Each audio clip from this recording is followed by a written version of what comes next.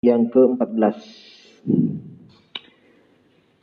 Kam maratibul imani bil qada'i wal qadar wa ma hiya? Berapa tingkatan atau berapa rukun beriman kepada qada dan qadar? Tentang beriman kepada ketentuan dan takdir. Dan apa itu? Jadi ada berapa dan apa-apa saja. Jadi di sini pertanyaan yang ke-14, beliau bertanya tentang rukun iman kepada takdir. Pembahasan tentang takdir ini sudah beliau sebutkan di beberapa pertanyaan sebelumnya, tetapi satu pembahasan khusus, tetapi kaitannya tentang takdir. Di situ kita singgung juga tentang ini, tapi secara umum, yaitu ketika beliau bertanya tentang bagaimana akidah kalian, bagaimana keyakinan kalian tentang perbuatan manusia. Apa kaitan perbuatan manusia dengan takdir Allah Subhanahu wa taala? Ya kan? Sudah dijelaskan di situ bahwa perbuatan manusia juga takdir Allah, ketentuan Allah. Nah, di situ kita singgung tentang beriman kepada takdir. Nah, sekarang baru beliau bahas pembahasannya. Baru beliau jelaskan, sebutkan pertanyaan dan jawabannya. Jadi beliau berkata, kalau kamu ditanya ada berapa rukun beriman kepada takdir, qada dan qadar. Kita sering mendengarkan mungkin kata qada dan qadar. Waktu SD mungkin kita belajar qada dan qadar. Qada dan qadar. Kalau dilihat secara artinya, qada ketentuan atau takdir, qadar artinya juga takdir. Paham ya? Tetapi apa bedanya? Kenapa disebutkan dua kata ini? Kalau maknanya sama, kenapa tidak satu saja? Beriman kepada qada saja. Karena artinya dengan qadar, takdir sama. Karena disebutkan bergandengan sering ini, qada, qadar. Ya kan? Berarti ada perbedaan dari sisi makna. Para ulama menyebutkan perbedaannya. Kalau disebutkan bersamaan, qada, qadar, qada bermakna takdir Allah, ketentuan Allah yang sudah tertulis di Lauhul Mahfuz. Paham? Karena sebelum terjadi segala sesuatu Allah sudah tulis di Lauhul Mahfuz. Jelas? Ini tertulis. Ini qada. Nah, qadar, kata para ulama, qadar itu ketika terjadi. Apa yang terjadi itu qadar. Takdir. Qadar. Paham ya? Nah, ini kalau mau dibedakan, disebutkan bersamaan. Tetapi kalau disebutkan satu saja, dalam kalimat atau dalam hadits kita baca atau dalam Al-Quran ayat kita baca, ada penyebutan tentang qadar saja, tidak ada qada disebut, maka bermakna dua, yang tertulis dan yang terjadi. Dia sama dengan Islam dan iman. Paham? Islam dan iman. Kalau disebutkan bersamaan, ada Islam, ada iman. Maka makna Islam lain dengan makna iman. Paham ya? Seperti dalam hadis Jibril yang panjang itu, ketika Jibril berubah bentuk, berwujud manusia, datang kepada Nabi bertanya tentang Islam. Wahai Muhammad, kabarkan kepadaku apa itu Islam. Maka Nabi menjawab apa? Amalan yang nampak, yang zahir. Islam itu mengucapkan syahadat, salat, puasa, zakat, haji. Bagi yang mampu. Ini amalan apa? Amalan yang nampak. Ketika Jibril bertanya kepada Nabi SAW, kabarkan kepadaku apa itu iman. Maka apa Nabi menjawab? Nabi jawab apa? Amalan hati. Iman itu engkau beriman kepada Allah, malaikatnya, kepada Rasulnya, kepada kitab-kitabnya, kepada hari akhirat, dan kepada takdir yang baik dan yang buruk. Ini keyakinan ini di dalam hati, ya, diyakini. Berarti Nabi ketika ditanya tentang Islam, Islam bermakna amalan yang zahir, amalan nampak, iman, amalan hati. Berarti berbeda di sini kalau disebutkan kedua-duanya. Tapi kalau disebutkan satu saja, Islam saja disebut, maka bermakna apa? Amalan zahir dan amalan yang batin. Seperti dalam Al-Quran misalnya, Inna dina indallahil Islam. Ada iman tidak disebut? Tidak ada. Kata Allah, sungguh agama yang diridhoi oleh Allah Islam. Maka apa makna Islam di situ? Semua. Mengucapkan syahadat, sholat, zakat, puasa, haji, beriman kepada Allah, malaikatnya, Rasulnya, dan seterusnya.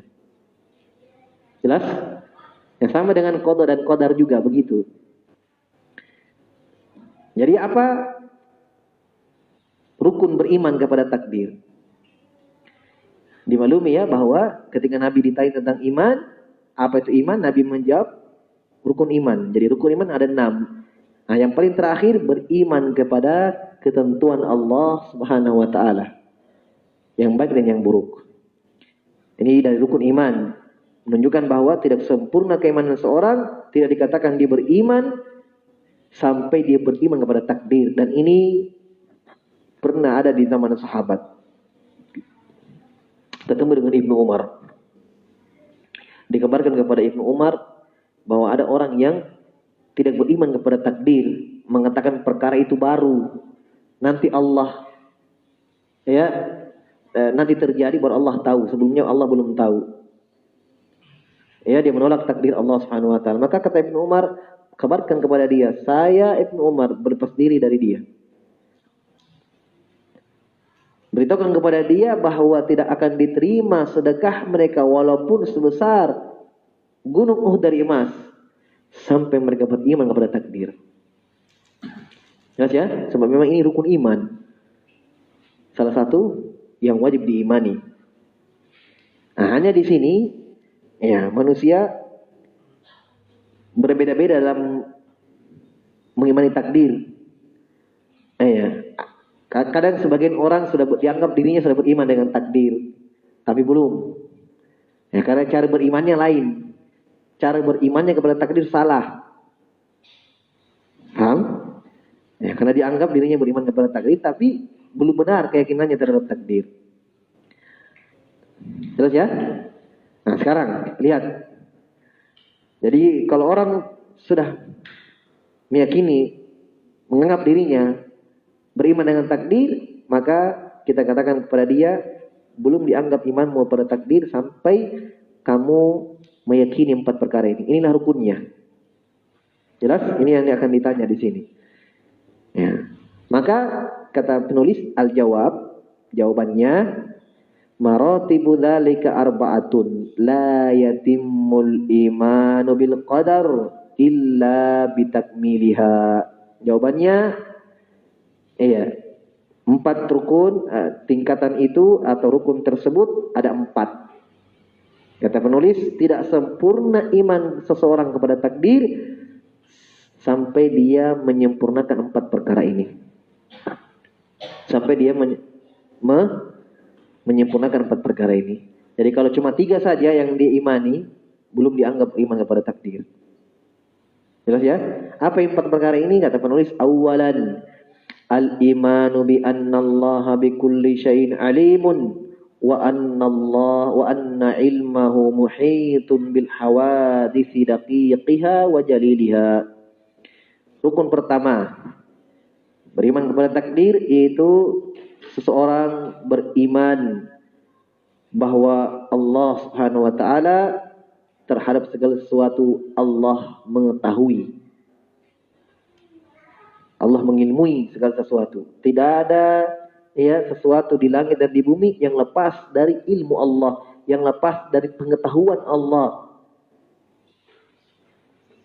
Semua kejadian bil hawadits, makhluk-makhluk, semua daqiqiha wa jaliliha, yang kecilnya dan yang besarnya, yang halusnya ya, dan yang besar yang kasarnya. Allah tahu semuanya. Jadi ini yang harus kita yakin dulu pertama. Paham ya?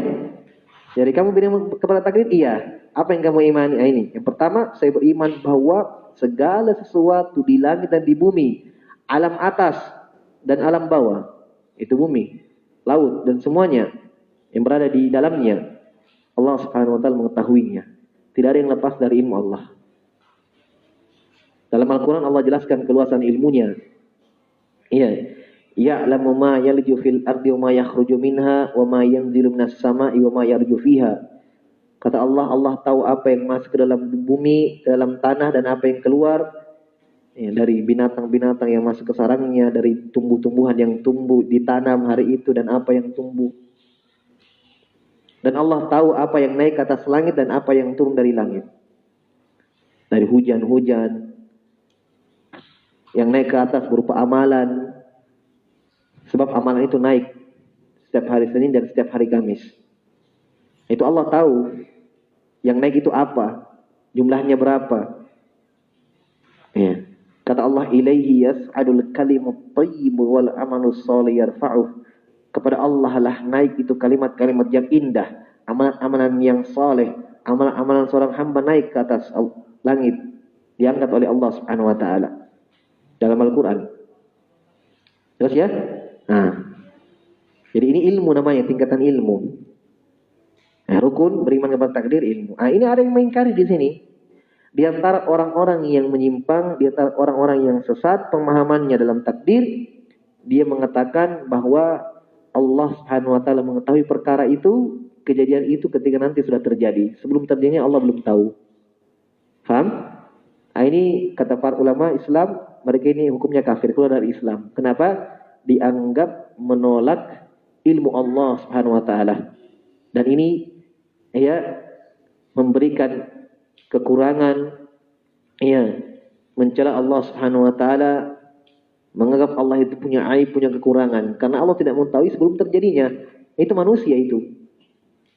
Seperti itu. Nah, ini menolak ilmu Allah Subhanahu wa taala al-sabiq. Ini ya perbuatan yang haram, bahkan dikafirkan pula dari agama Islam. Jelas ya? Baik. Tsaniyan. Yang kedua, iya. Jadi ini yang pertama, ilmu. Iya. Harus diyakini ini. Dan dalam Al-Quran Allah Subhanahu wa taala jelaskan keluasan ilmunya. Iya. Banyak dalam Al-Quran. Kemudian yang kedua, wa annahu kataba dzalika fil lawhil mahfuz. Yang kedua, bahwa seluruh ketentuan, seluruh takdir itu Allah sudah tulis di Lauhul Mahfuz, di Lauhil Mahfuz. Paham ya? Jadi kita harus yakini juga perkara ini, bahwa segala sesuatu Allah sudah tulis. Dalam hadis kata Nabi SAW, kataballahu maqadirul khalaiq qabla an yakhluqas samawati wal ardi 50,000 sanah. Kata Nabi SAW, Allah sudah tulis takdirnya seluruh makhluk, ketentuannya, takdirnya, ajalnya, rezekinya, semuanya. Ya, sebelum Allah menciptakan langit dan bumi 50.000 tahun. Ya. Dalam hadis yang lain, awwalu ma khalaqallahu al-qalam, ketika Allah ciptakan pertama kali pena. Ya, qalam. Maka qalam ini, pena ini mengatakan kepada Allah, ma'aktub. Allah berfirman kepada pena, uktub. Pena menjawab, maaf tuh, apa yang saya tulis ya Allah? Kata Allah, uktub ma huwa kainun ila yaumil qiyamah. Tulislah apa yang terjadi, apa yang akan terjadi sampai pada hari kiamat. Jadi seluruh takdir makhluk sudah tertulis di Lauhul Mahfuz. Iya. Dalam Al-Quran, wa kullu syai'in ahsaynahu fi imamin mubin, dalam surah Yasin. Segala sesuatu kami sudah tulis dalam kitab yang nyata, itu Lauhul Mahfuz. Iya. Kemudian kata Allah dalam Al-Quran, ma asaba min musibatin wala fi anfusikum. Iya.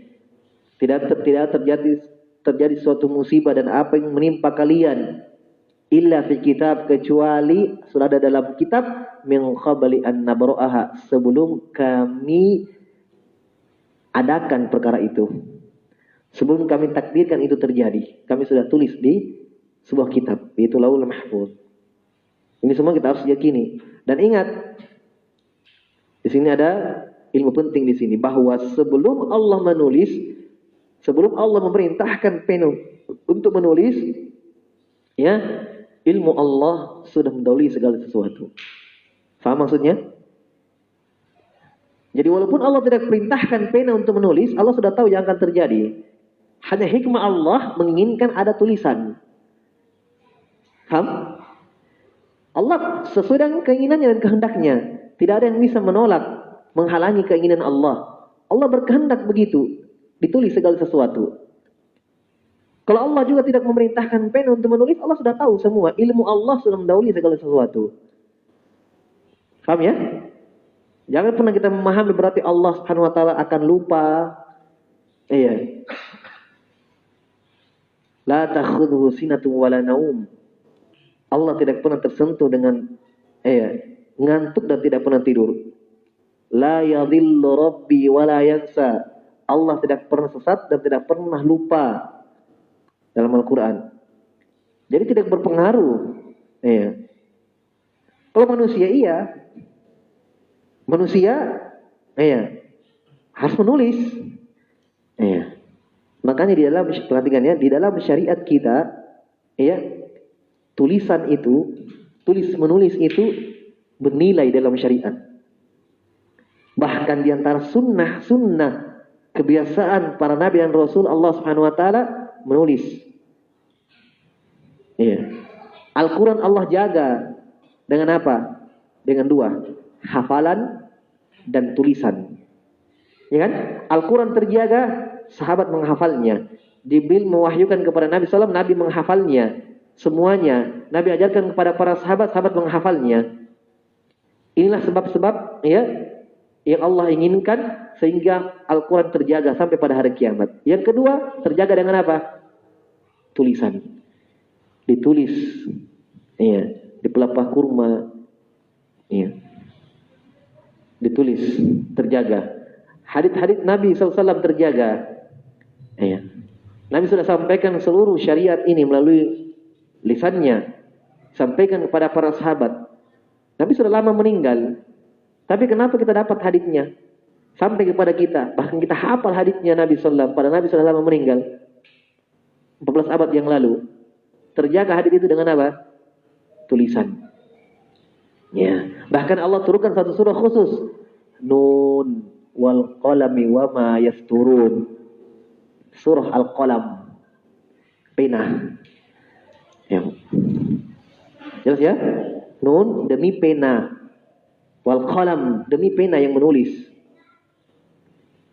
Hak-hak manusia bahkan dalam urusan duniawi, hak-hak manusia terjaga dengan apa?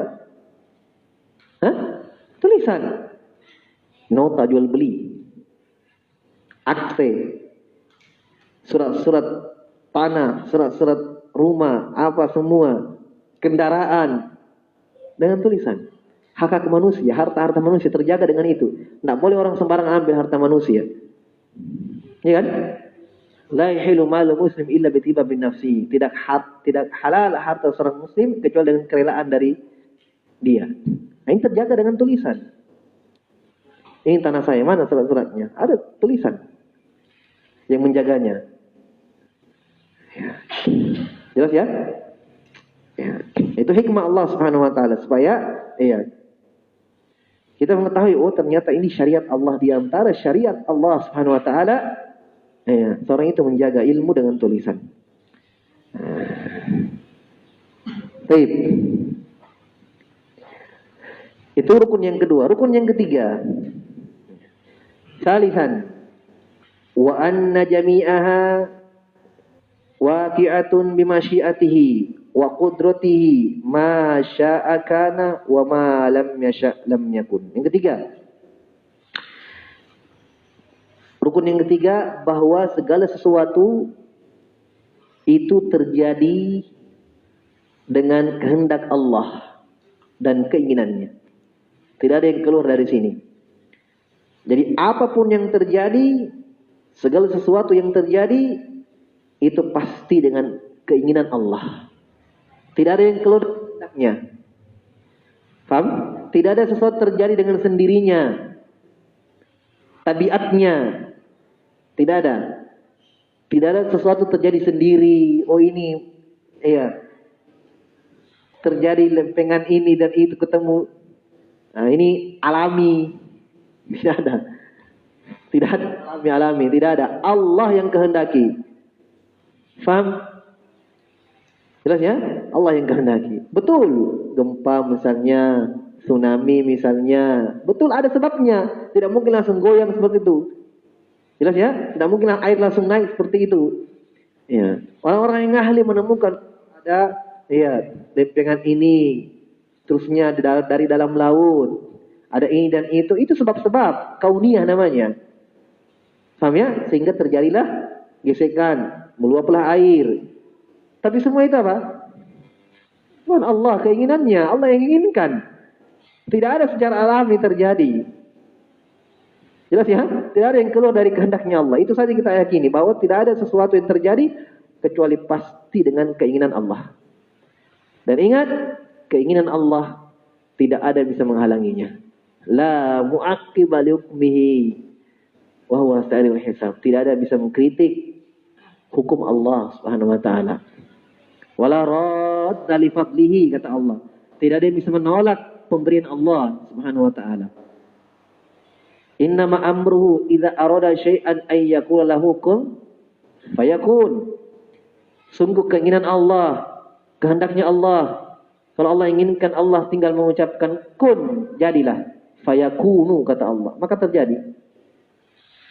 Paham ya? Ya, masya'a kana, apa yang Allah kehendaki pasti terjadi. Wa ma lam yasha' lam yakun, apa yang Allah tidak kehendaki pasti tidak terjadi. Jelas? Baik. Ini yang ketiga. Terakhir yang keempat. Wa annahu ma'a dzalika makkana al-ibad min af'alihim fayaf'alunaha ikhtiyar minhum bimasyiatihim wa qudratihim. Ya. Kemudian yang keempat, bahwa bersama dengan itu segala sesuatu Allah sudah takdirkan. Segala sesuatu yang terjadi dengan kehendak Allah. Tapi bersama dengan itu, yang keempat, kita yakini bahwa Allah Subhanahu wa taala memberikan kepada hamba tersebut untuk berbuat. Allah memberikan kepada hamba tersebut pilihan untuk berbuat dengan kehendak sendiri dan keinginan mereka sendiri. Nah, ini yang kita kenal dengan istilah al-khalqu, penciptaan.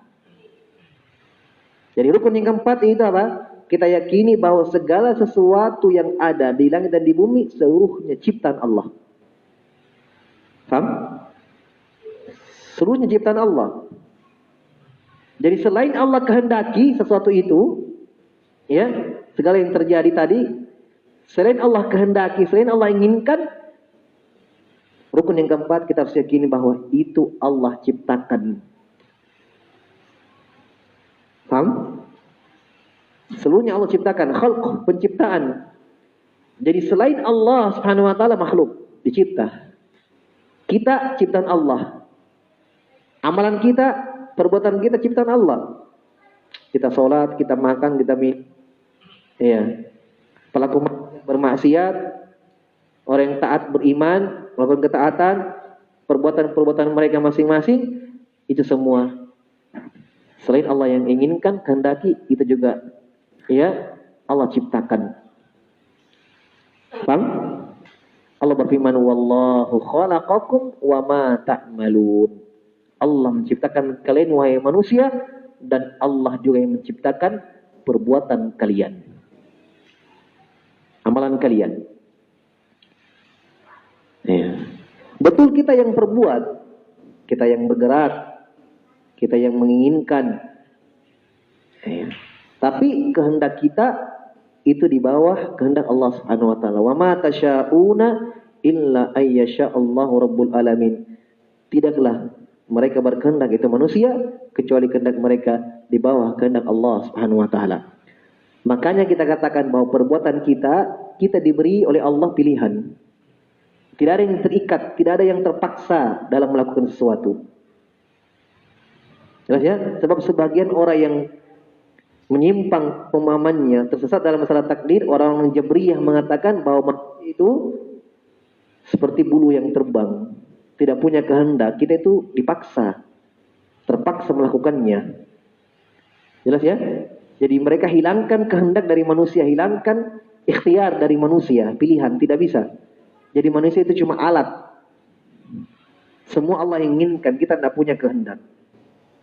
Jadi mereka kalau dikatakan, kenapa kamu bermaksiat? Takdir Allah.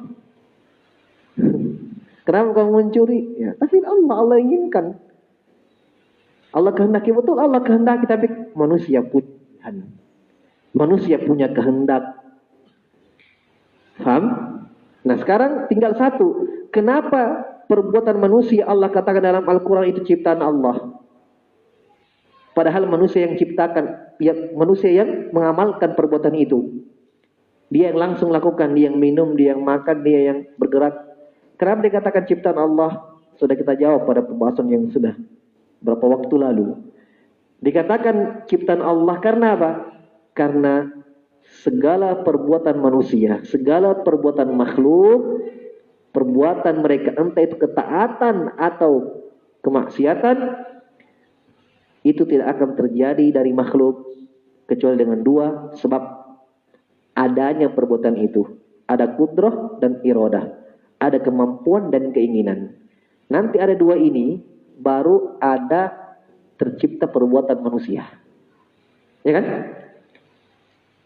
Ada yang punya kemampuan tapi tidak punya iradah, keinginan. Makanya ada orang tidak sholat. Dia mampu sholat, kuat. Tapi coba tanya, kenapa tidak sholat? Kan tidak mau. Azan dilewati saja. Kenapa? Tidak ada iradahnya, tidak ada keinginannya. Maka perbuatan sholat tidak tercipta dari mereka. Tidak ada. Jelas? Ya. Ada orang mau ini, mau itu. Ya. Ada iradahnya, ada keinginannya. Tapi tidak tercipta perbuatannya juga. Kenapa? Tidak ada kudrah, kemampuannya. Kita mau haji, mau, tapi tidak bisa. Karena tidak ada kemampuan. Tidak ada uang. Ada yang mau, ada uangnya tapi lemah, lumpuh. Tidak bisa. Iradah, keinginan ada. Tapi kudrah tidak ada. Ada juga kebalikannya. Ada yang ada kemampuannya, kudrahnya, tapi tidak ada iradahnya, tidak ada keinginannya. Maka perbuatan juga tidak ada dari dia.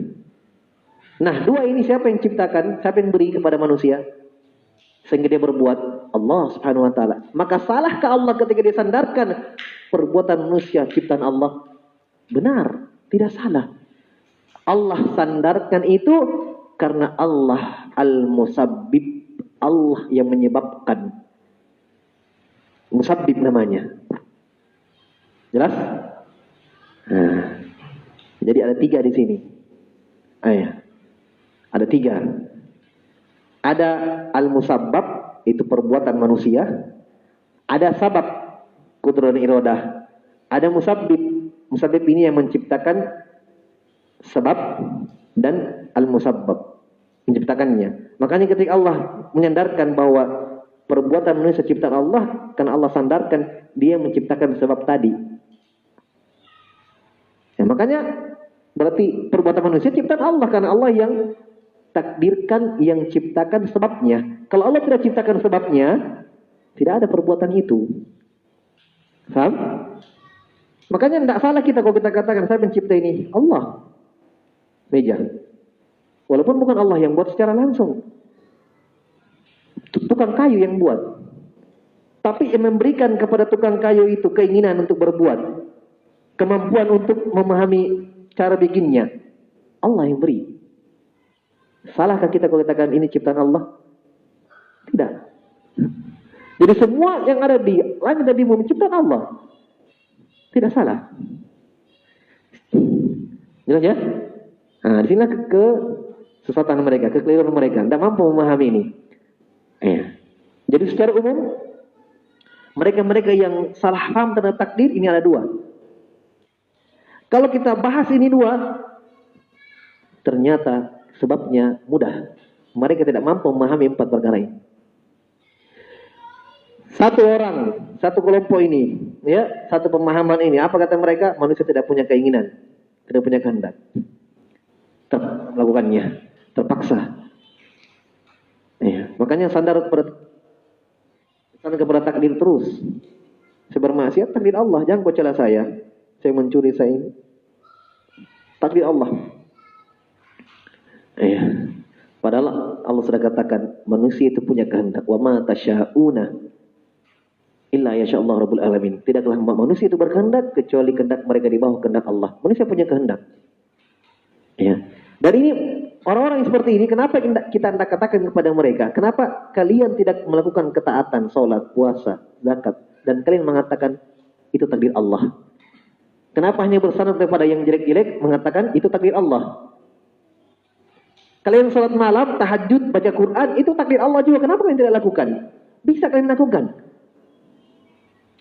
Manusia punya pilihan, dan selama akalnya masih sehat, pasti memahami. Manusia punya, hanya kalian yang memilih itu. Makanya dalam Al-Quran kata Allah, liman sya'a falyu'min wa man sya'a falyu'min wa man sya'a falyakfur. Inna a'tadna lidzalimina naron ahatu bihim sawadikuha. Kata Allah, siapa yang mau beriman silahkan, siapa yang mau kafir silahkan. Perhatikan. Kata Allah, yang mau beriman silahkan, yang mau kafir silahkan. Tapi ingat, kata Allah, inna a'tadna lidzalimina naron. Kami siapkan untuk orang-orang yang kafir, orang yang zalim, neraka jahanam. Coba dikembalikan kepada kehendak masing-masing, karena mereka sudah bisa berpikir, ditunjukkan jalan yang lurus sudah ada dalam Al-Quran dan dalam Sunnah Nabi SAW. Apa yang kurang? Agama sudah sempurna. Setelah itu kata Allah, silahkan. Kaum Nabi Soleh yang diporak-porandakan oleh Allah Subhanahu Wa Taala, dihancurkan oleh Allah Subhanahu Wa Taala, kaum Samud. Apa kata Allah? Wa amma Samud fahadainahum fastahabbul ama 'alal huda. Adapun Samud, kata Allah, kami sudah berikan mereka hidayah, yaitu kami sudah utus Nabi Saleh mengajarkan mereka, menunjukkan mereka kepada jalan yang baik. Kata Allah, fastahabbul ama 'alal huda, tapi mereka lebih memilih kebutaan, kegelapan daripada petunjuk. Mereka yang pilih. Maka ketika Allah menyiksa pada hari kiamat, bukan kezaliman itu. Itulah keadilan Allah Subhanahu Wa Taala. Kan yang memilih. Allah sudah jelaskan yang baik dan yang buruk. Mereka yang memilihnya. Dan subhanallah, orang yang bertakdir berdalil dengan takdir seperti ini, bersandar seperti itu saja, itu kebiasaan orang-orang jahiliyah. Orang-orang musyrikin yang menyembah selain Allah Subhanahu Wa Taala. Dalam Al-Quran apa kata Allah? Walau sya'allahu ma asyrakna. Kalau seandainya Allah berkehendak, kami tidak syirik. Apa maksudnya? Kata mereka, seandainya Allah berkehendak, kami tidak syirik. Karena ini kehendak Allah, jadi kami syirik. Coba. Kenapa kau bertauhid? Kenapa kau tidak pergi menyembah Allah, bertauhid, mentauhidkan Allah? Kamu katakan ini kehendak Allah. Mudah sekali membantah mereka ini. Keluar dari akal sehat mereka ini. Orang-orang musyrik seperti itu keakidahannya. Ini terwariskan sampai orang-orang mereka ini, Jahmiyah. Orang-orang Jabriyah namanya. Nah, seberangan dengan mereka ada orang Qadariyah. Apa keyakinannya orang Qadariyah? Yang tadi, kebalikannya. Kalau ini mereka, seluruh perbuatan kita itu ciptaan manusia sendiri. Allah tidak ada kaitannya dengan perbuatan kita. Jadi kita yang ciptakan ini, kita yang makan, kita yang minum, kita yang sholat, kita ciptakan perbuatan itu. Bukan Allah. Inilah orang-orang Qadariyah yang menolak takdir. Kalau tadi menetapkan takdir tapi ekstrim, berlebihan. Kalau ini menolak sama sekali takdir. Tidak ada. Manusia yang menciptakan perbuatannya sendiri. Makanya kata hadits, walaupun haditsnya lemah tapi maknanya benar, Qadariyah tu majusi hadil ummah. Qadariyah itu adalah majusinya umat Islam. Kenapa? Karena Majusi itu meyakini dua Tuhan, dua pencipta, pencipta kegelapan dan pencipta cahaya. Makanya mereka menyembah api, Majusi. Ya, nah ini Qadariyah ketika berkeyakinan saya menciptakan perbuatan saya sendiri, bukan Allah yang ciptakan. Kamu juga menciptakan perbuatan kamu sendiri. Semua manusia menciptakan perbuatannya sendiri, bukan Allah. Berarti menetapkan berapa pencipta? Banyak. Lebih dari satu. Karena semua menciptakan perbuatannya sendiri, bukan ciptaan Allah. Nah inilah rukun yang keempat. Mereka tidak mampu memahami itu. Makanya tersesat dalam masalah takdir.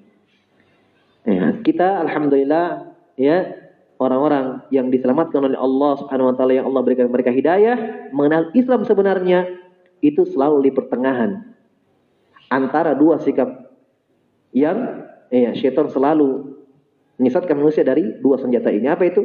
Kalau tidak ekstrim berlebihan, maka pasti menyepelekan, menggampangkan. Dalam seluruh pembahasan, Islam memang selalu di pertengahan. Sunnah Nabi selalu di pertengahan. Wa kadzalika ja'alnakum ummatan wasata. Demikianlah kami menjadikan kalian umat Islam selalu di pertengahan. Umat Islam di pertengahan antara Yahudi dan Nasrani. Ihdinas siratal mustaqim. Siratal ladzina an'amta 'alaihim ghairil maghdubi 'alaihim waladdallin. Ya Allah, tunjukkanlah kami ke jalan yang lurus, jalannya orang-orang yang Engkau beri hidayah, bukan jalannya orang-orang yang Engkau murkai. Yahudi, waladdallin, Nasrani. Itu Islam. Ya. Jelas ya? Jadi selalu di pertengahan. Demikian pula orang-orang yang mengikuti jalannya Nabi SAW. Mereka ahli sunnah. Selalu di pertengahan.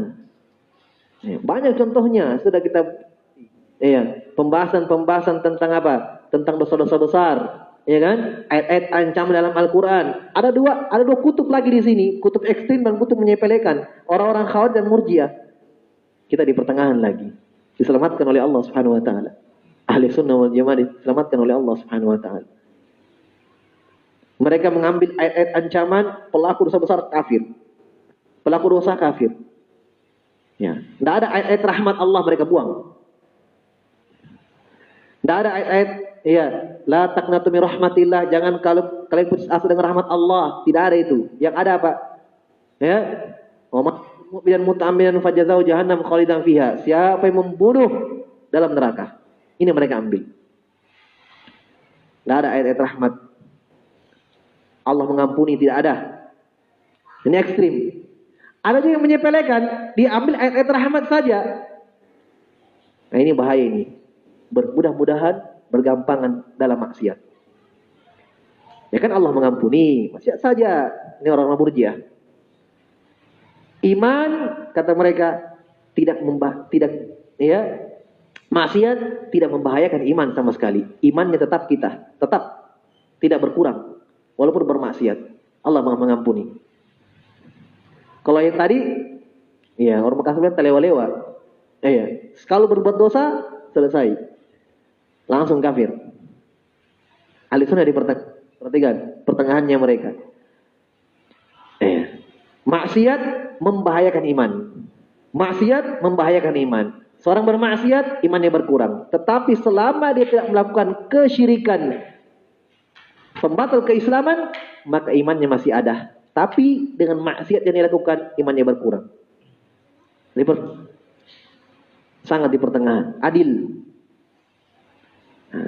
Dalam masalah takdir juga seperti itu. Jelas ya? Dalam masalah takdir juga seperti itu.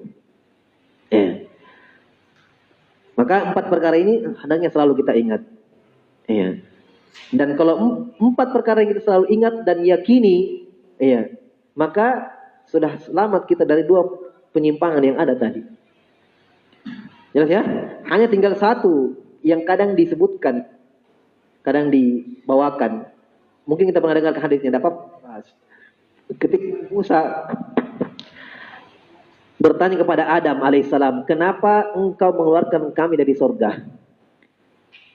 Pernah dengar hadisnya ya? Kata Musa alaihissalam, kenapa engkau hai Adam mengeluarkan kami dari surga? Kita asalnya manusia itu di dalam surga. Bapak kita dan ibu kita Adam dan Hawa di dalam surga. Allah larang mereka berdua makan khuldi, ya.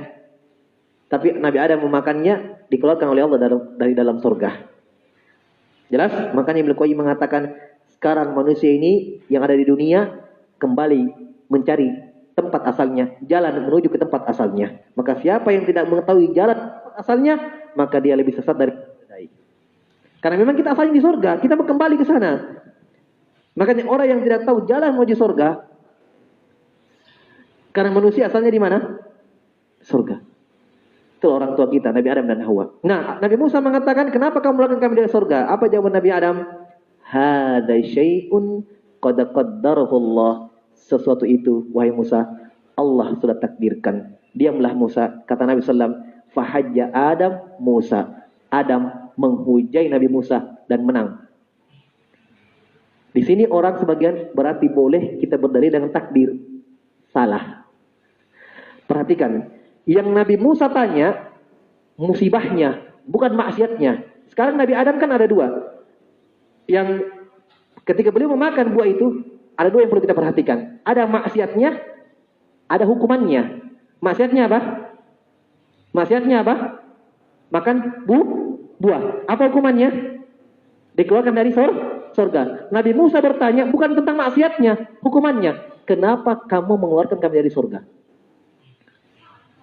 Nabi Musa tidak bertanya kenapa kamu makan itu pohon. Nabi Musa bertanya kenapa kita keluar dari surga, kamu keluarkan kami dari surga. Nabi Adam mengatakan apa? Takdir. Maka di sini boleh kita berdalilkan dengan musibah. Kenapa jatuh dari motor tadi? Qadarullah.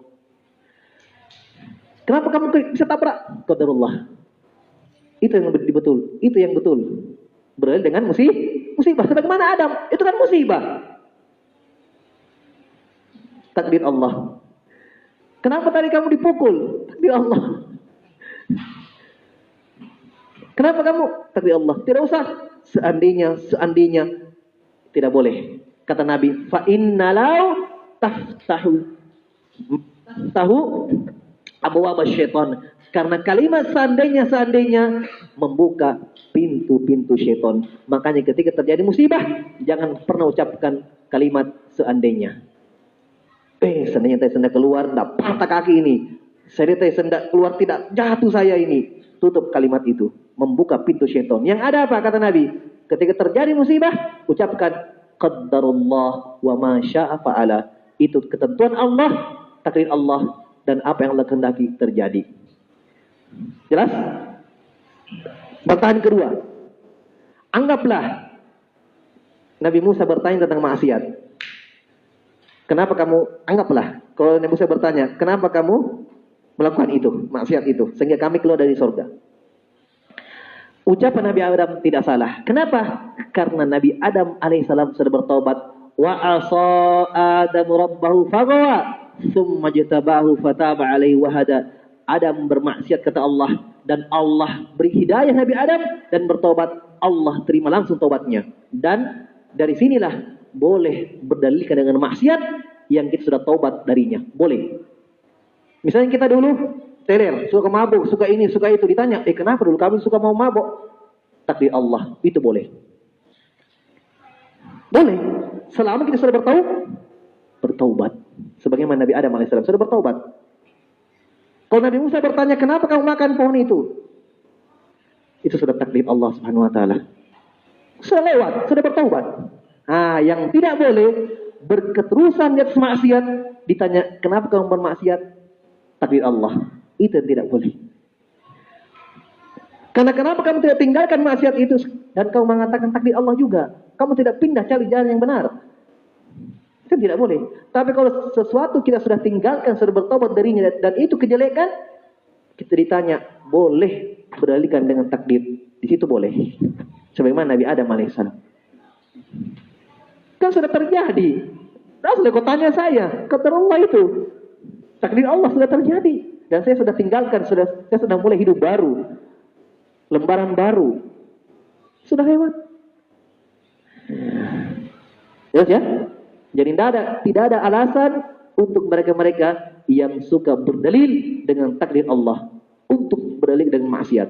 Tidak ada alasan. Tidak ada hujjah. Allah Subhanahu Wa Taala pada hari kiamat akan mengembalikan kepada perbuatan kita masing-masing. Sungguh sangat zalim Allah Subhanahu wa taala kalau memaksa seorang hamba untuk beramal sehingga mereka bermaksiat dan Allah juga yang siksa mereka. Kedzaliman. Ya kan? Kedzaliman. Masa dipaksa beramal, dipaksa bermaksiat? Tidak ada yang paksa. Fir'aun, apakah dipaksa untuk kafir? Abu Thalib, Abu Lahab dipaksa oleh Allah untuk kafir? Tidak, dia yang pilih itu. Tidak ada pemaksaan. Pada hari kiamat dikembalikan kepada amalan masing-masing. Al-yawma tujza kullu nafsim ma kasabat. Kata Allah, pada hari kiamat akan dibalas semua jiwa apa yang dia amalkan. Dibalas dengan itu. Apa yang diamalkan itu yang dia panen. Dan itulah keadilan Allah. Allah Subhanahu wa taala. Itulah keadilan Allah Subhanahu wa taala. Ya. Jadi 4 rukun ini, rukun beriman kepada takdir Allah Subhanahu wa taala. Ya. Ini sesuai dengan Al-Qur'an, ya, dalilnya ada dalam Al-Qur'an dan sunnah Nabi sallallahu alaihi wasallam. Yang terakhir kata penulis di sini rahimahullahu taala, ya, Allah berfirman di dalam Al-Qur'an, wa qala liman syaa'a minkum ayyastaqim wa ma tasyaa'una illa ayyasha Allahu rabbul alamin. Disebutkan ayat, ya. Iya. Kata Allah Subhanahu wa taala, liman syaa'a minkum ayyastaqim, bagi siapa yang mau berkehendak, yang ingin, yang mau dari kalian ayyastaqim, dia istiqomah. Perhatikan, di sini sudah membantah mereka. Di sini Allah sudah tetapkan bahwa ada masyiah, ada kehendak untuk manusia. Ada masyiah untuk mereka, ada kehendak memilih. Kata Allah, siapa yang ingin untuk istiqomah, dia istiqomah. Wa ma tasyaa'una illa ayyasha Allahu rabbul alamin. Tidaklah mereka berkehendak kecuali kehendak mereka di bawah kehendak Allah Subhanahu wa taala. Subhanallah, ini ayat yang ringkas sudah membantah 2 kelompok tadi. Ya. Kelompok yang pertama mengatakan manusia tidak punya kehendak. Kelompok kedua mengatakan kehendak semua punya kita. Allah tidak berkehendak dalam kehendak kita. Jelas? Dalam ayat ini Allah tetapkan Allah punya kehendak, manusia juga punya kehendak. Wa ma tasyaa'una, tidaklah mereka berkehendak, itu manusia, kehendak mereka ada, tapi kehendak mereka di bawah kehendak Allah Subhanahu wa taala. Dan ingat bahwa kehendak kita itu hanya keinginan, sekedar kehendak. Bisa terjadi, bisa? Tidak. Betapa banyak manusia menginginkan sesuatu, ingin ini, ingin itu, ingin ini, tapi tidak ada yang terjadi. Disitulah kelemahan manusia. Mereka cuma berkehendak, Allah menentukan. Tapi kalau Allah, tidak ada yang bisa menghalangi kehendaknya. Allah inginkan, maka itu terjadi. Allah tidak inginkan, maka itu tidak terjadi. Iya. Baik, selesai dari pertanyaan keempat ini. Iya. Itu tentang, ya, arkan al-iman bil qadar, rukun-rukun beriman kepada takdir. Baik, kita cukupkan dulu. Semoga ada manfaatnya. Wallahu taala alam. Subhanakallahumma bihamdik asyhadu an la ilaha illa anta astaghfiruka wa atubu ilaik wa akhiru da'wana alhamdulillahirabbil alamin.